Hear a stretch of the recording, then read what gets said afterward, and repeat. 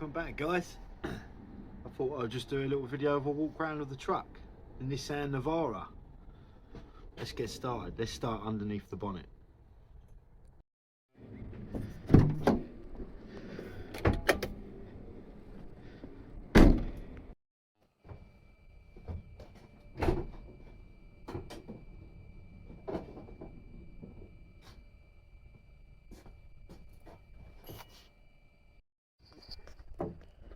Here we go, under the bonnet, nice and dirty as you'd expect, just like the rest of the truck. So the engine has been rebuilt. It was rebuilt by Wayne Powell. I raced someone in their BMW and I blew it up. That was my fault. So what we got under here, let's start off. We've got two batteries. So we've got the starter battery, we've got a split charge system, and then that charges the leisure battery over here. So the leisure battery runs all the lights, accessory lights, light bar and stuff like that, lights on the back. It also runs my diesel heater under the rear seat. The winch is powered off of that as well. The stereo is powered off of that, so I can run all that and the truck's still going to start. Aftermarket air filter with a sand sock as well. Actually does pretty good. What we got down here? So it's got a different turbo on there. I got one from Turbo Dynamics when the engine was rebuilt. So the electronic boost solenoid always fucks about on this, so I've got rid of it and fitted a Dawes valve. I'm not going to go into how it works, how I fitted it, etc. There's plenty of videos online that shows you how to do one, whatever. So basically this, it's just got a spring and ball bearing in there. You have a boost gauge inside. You set that, so I've got this set to 20 psi, so it's like a safe pressure. So that is max. It will only boost 20 psi. And this tiny little needle valve here adjusts my spool rate on the turbo, so it eliminates the need for an electronic boost solenoid. So it's all manual adjusting. Brilliant stuff. It's really good. Under the bonnet wise, yeah, I think that's pretty much that. There's nothing too special. Yeah, other than that, hard boost pipe, I made that years ago. Got rid of the little silencer thing out. It just gets rid of two more unneeded joints in the pipe work. And I've also upgraded all the boost hoses with like boost clamps you can do up really tight, just because every now and then one would pop off and it was annoying. Yeah, that's under the bonnet. Right, let's move around into the inside.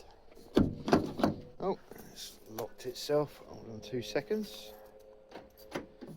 Right, and again, it's filthy inside. I fitted these bucket seats when I first got the truck, probably about 6 years ago, something like that. As you can tell, they've definitely got my money's worth out of those.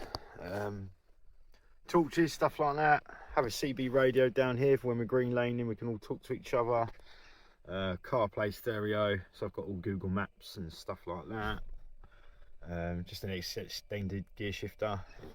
I've had to cut this out bigger. The truck's got a body lift, so it actually hits all this. Yeah, it's not very neat and tidy. I was in a rush and it's just stayed like that ever since. More cup holders and stuff over there. We've got here all the winch controllers and stuff in there. Battery cut-off switch goes in there. That's to turn the winch on. We've got an OBD 2 gauge on the dash there. Just turning the ignition on. You'll be able to see that.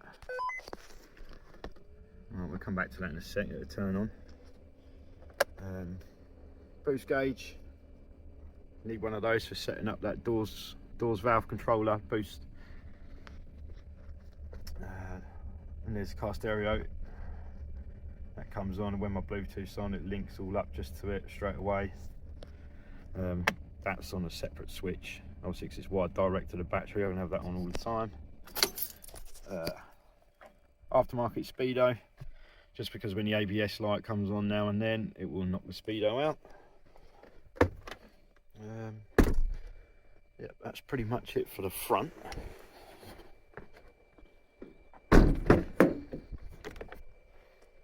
Back, yeah, covered in tools, net up the top so I can put my wet coats and stuff on. And I do that because I've got a diesel heater under the rear seat. So this blows up straight to the wet clothes, dirty work jackets, ratchet straps, stuff like that. See if I can get that.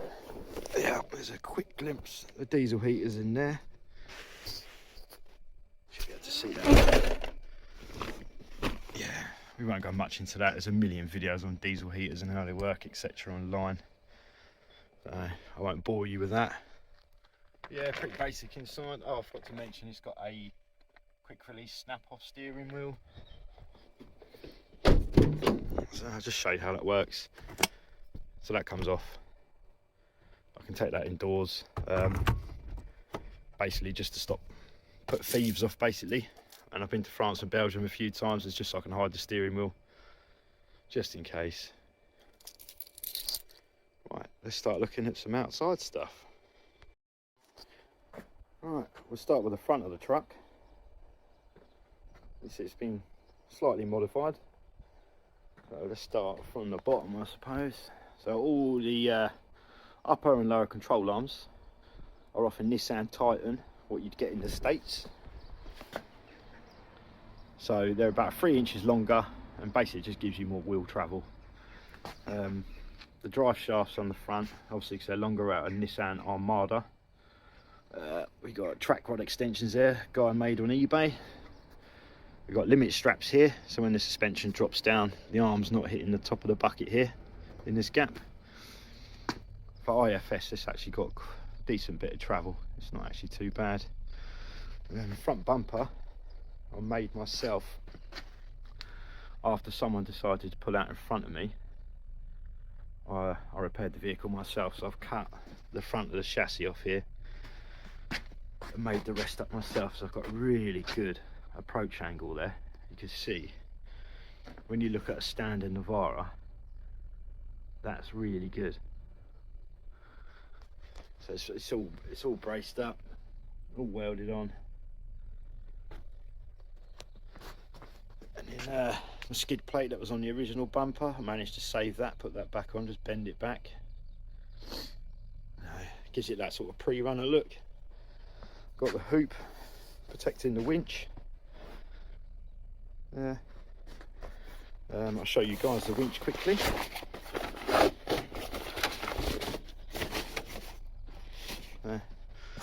It's a Winch Max 13,500. It's actually really good. I pulled quite a few cars out of ditches with that.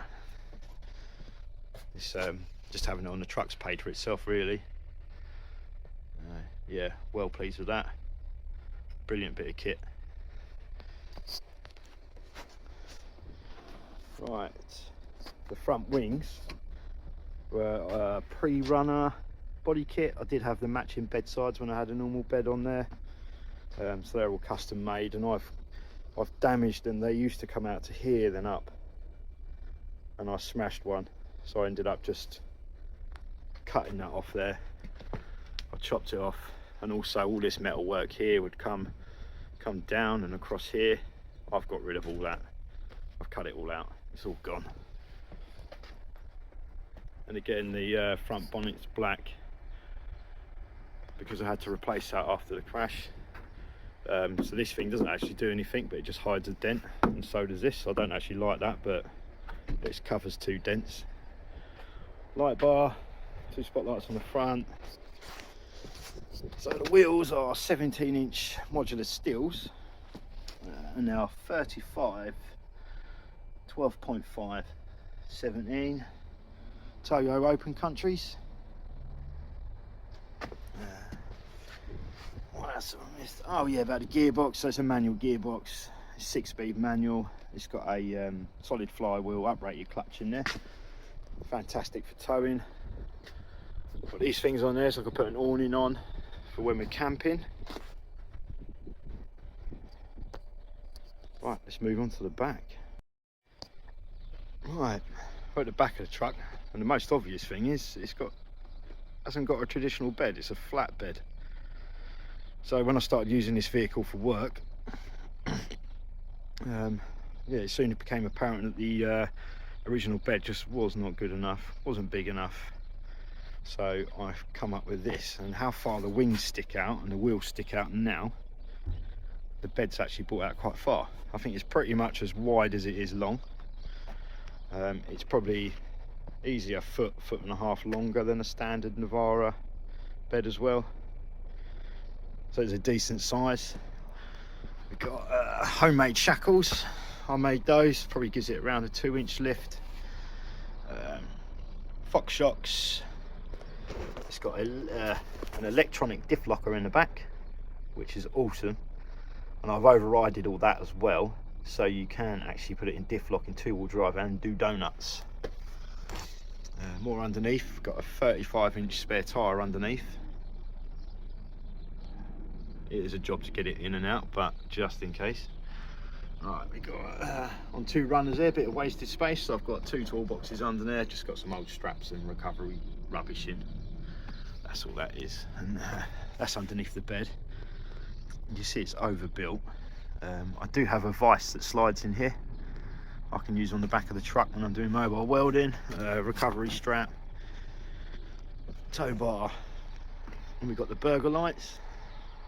Again, all reinforced. Got fed up with breaking rear lights. I haven't broke one since then, touch wood.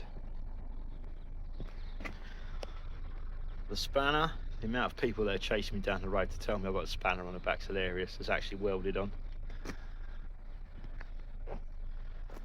Right, moving on. So the exhaust system is a straight through 3-inch system. Stack pipe. It's not actually that loud. I think it sounds alright. It's not too bad. And then my favourite bit is probably the crane here. Like this will lift on, and a V8, 6-cylinder, whatever, engines on the back, not a problem at all. It all folds out, it's all height adjustable. I can lift lawnmowers on the back, basically whatever. I've lifted a quad bike with it, it's absolutely fine. It does well. And what I've done to it is I've extended the arm across further, attached the winch here, so it's come down like a pulley. So it's basically doubled its pulling capacity, and it also has a safety cutout switch up there, which I've just bypassed, so I can lift heavier stuff. Again, more lights on the back. Got spots on the roof, more lights on the back of the bed. Then we've got some more reversing lights either side. Reversing camera under there as well.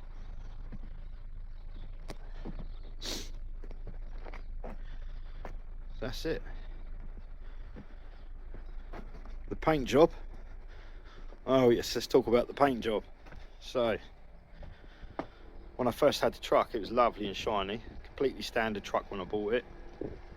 I started washing it with the wrong chemicals, and then the lacquer started falling off. So when I was washing it, it was all patchy, looked awful. So what I've done is just got every colour I had on the shelf in the workshop.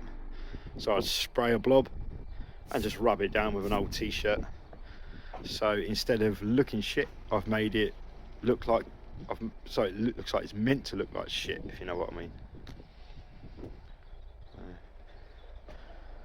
And that's that. That's just a quick walk round of the truck. Some of you guys might be interested. What I'll do now is I'll add some pictures and videos in of like the crane working, the roof tent on the back with the awning, what that looks like. It's a good all-rounder, it's fantastic, and some off-road videos. Does really well, really capable, and great for towing. I'll add those in now. Thanks for watching again. Alright guys, I just thought I'd add this little video in. I forgot to mention how my 4-wheel drive system now works. Well, there's my diesel heater controller. So if I turn ignition on, we've got some power.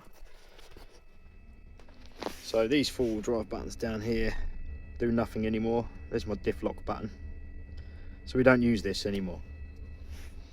That's no good. So what I have to do now is I turn power onto this switch. I have a 3-way switch. I push this up, you see the lights on the dash, and there, and then I stop it. So the green light tells me it's in 4-wheel drive low. When both lights are on, that's 4-wheel drive high. And I'll go back down again, you hear it click, and then that is back in 2-wheel drive. So yeah, the standard Navara, if you own a Navara, you know how much of a pain in the arse the 4-wheel drive system is. It's just crap, utter shit. So yeah, on the back of the transfer box is an electric motor. So that 3-way switch there is just wired to the motor to run it forwards or backwards. That is a main power switch to turn that off, so I don't accidentally knock it into 4-wheel drive while I'm driving and destroy stuff. So that's just like a safety switch, that is. And then your switches on the side of the gearbox, you've got 2 of them. I've wired those to these little bulbs, so it tells me it's in 4-wheel drive high, 4-wheel drive low, or 2-wheel drive.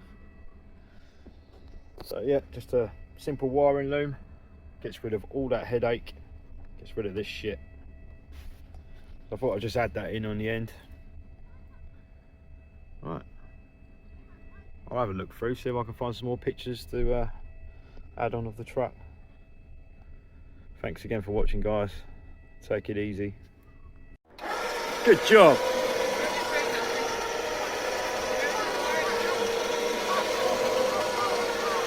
Yeah, that's it. We've got a go on then, keep. That's it, keep going. Sweet. And stop. Stop.